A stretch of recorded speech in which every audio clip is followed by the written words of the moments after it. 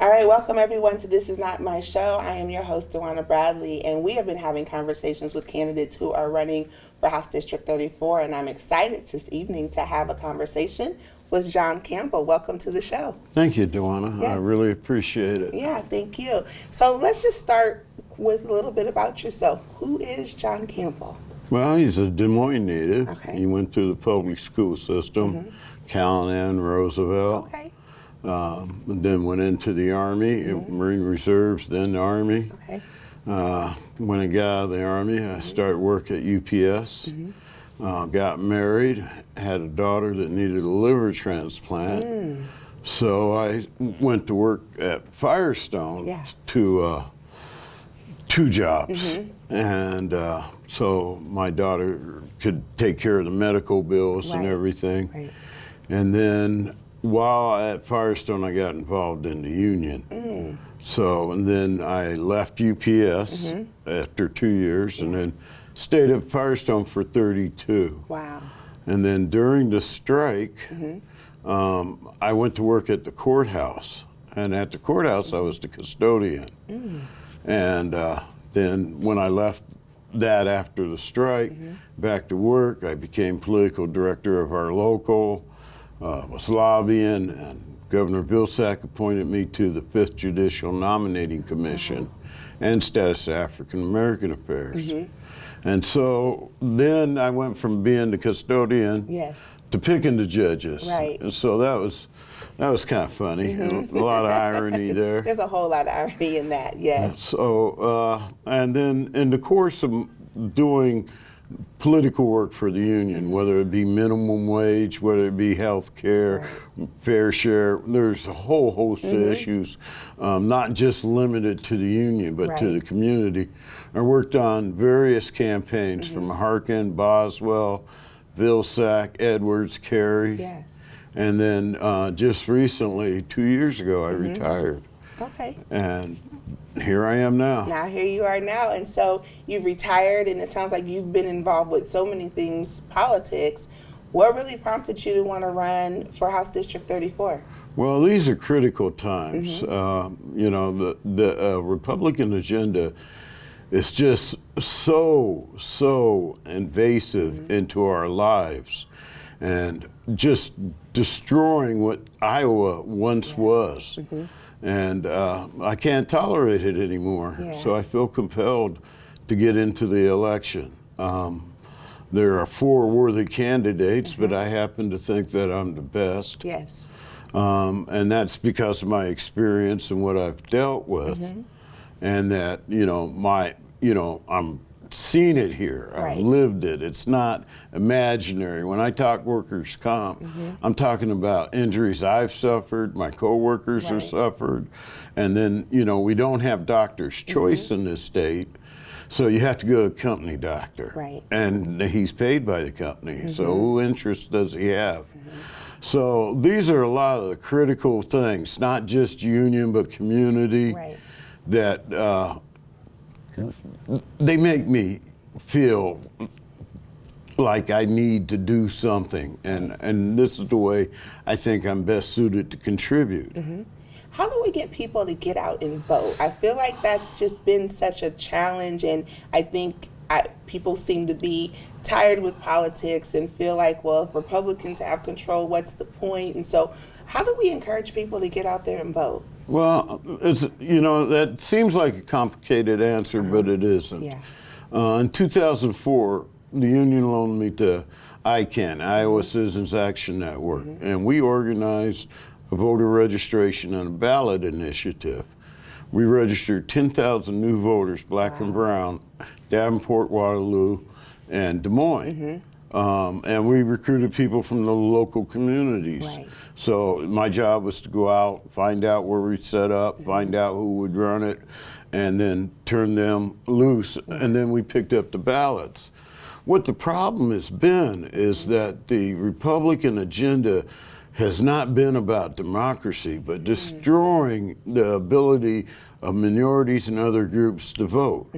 When I was close to Governor Vilsack, I urged him to make felon restoration rights because I found so many of my members had felonies. Right. And so they felt stripped. That comes from old law called civil death, Old English law. But so they kill you civilly, Right. but they still keep you working and paying their taxes. Yes. So there have been many assaults on the ability of all communities to vote. Now, while they're restrictive, you can still overcome them, and you have options. Right. Tired of politics? Yeah, I'm getting tired of people dominating my life. Taking local control away from my city. I'm tired of, this governor saying, I'm going to send troops to Texas out of COVID funds. Yes. That I'm going to cut taxes for the rich and not do that for the poor. Take public money out of schools. Right. So if any of these things influence or are part of your life, you should be compelled to vote. Yes. No matter how tired. I'm tired today, but there's always one more door. There's always somebody that believes in you. Yes. And so you have to also reimagine. And I know it's, kind of cliche, but what did our parents go through? 1964 was not that long ago. Right. I remember that as a childhood. And so, this is a critical function of democracy. And if they're trying to destroy democracy, this is the way you fight back. Yeah. Well, it sounds like you're very fired up about everything that's going on right now. And so what are some of those issues, if elected, and I know you're vying right now to get on the ballot in November, but if elected, what are some of those issues that you will take with you to advocate for? Well, first of all, a woman's right to choose. I think that's just a human rights issue. I think that for me, funding the public education, minimum wage. Yes. You cannot live on a minimum wage. You need a living wage. And then I would think doctor's choice, as I mentioned prior. No matter what sector you work in, if you get injured, you can't choose your own doctor. So, I would think that would be one thing that you could broadly look out for. Right. And then, and then look into how you can fund housing, sustainable housing, affordable housing, redevelop communities. No, I think that's great. Talk a little bit about people if they want to get involved in the work that you're doing. I know you're just coming off of door knocking now. I know you're going to be going door knock again, and there's still a few more days left. So how can people get involved with the work that you're doing? Well, the most important thing that people can do is, I would hope, vote for me. But if you don't vote for me, I think that you need to vote regardless. Yes. Voting in the general election is just as important. Right.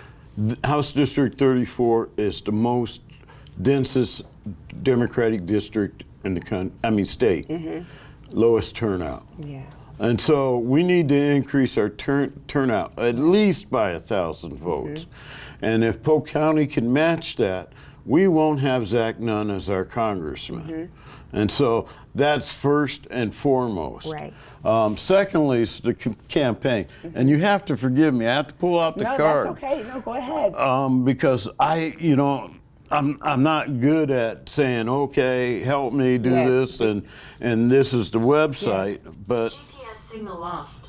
the website is, I think it's Campbell for Iowa, F-O-R, Iowa.com. Okay.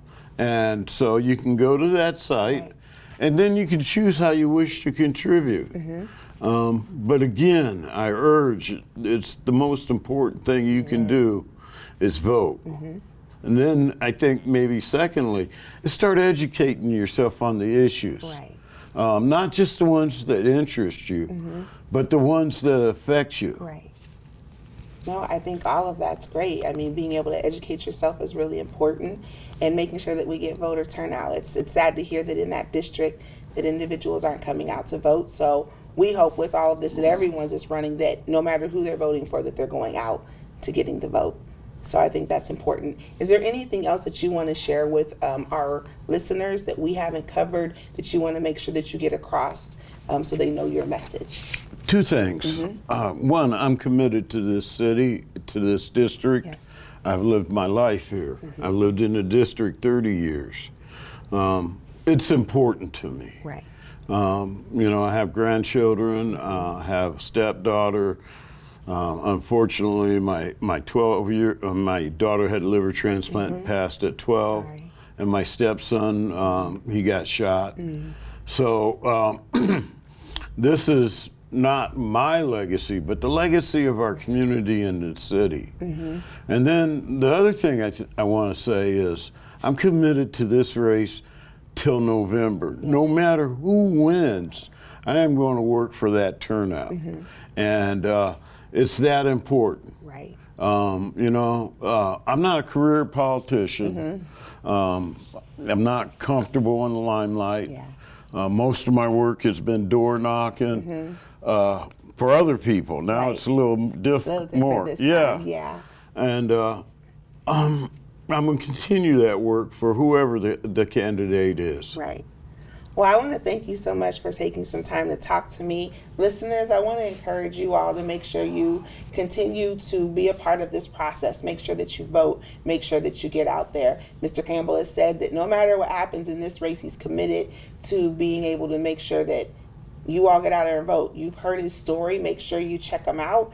Reach out to him if you want to be a part of helping and door knocking or even learning more about this process. Thank you so much for taking time to talk with us today. Dwana, thank you very much. All right. I appreciate it. Okay, thank you. Thank you.